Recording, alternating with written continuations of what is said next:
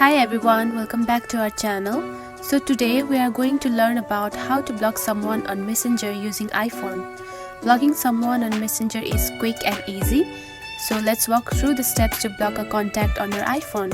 First, find the Messenger app on your home screen.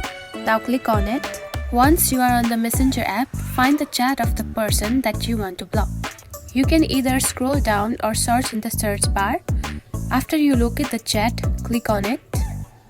Now you tap onto the profile of the chat. Now scroll it down until the end, and here you can see the block option. Now click onto it. Here you can see two options: block messages and calls and block on Facebook. We are going to block on Messenger only, so now select messages and calls. Finally, you see the block option. Now click on it. Now you have successfully blocked the person that you wanted to block on Messenger.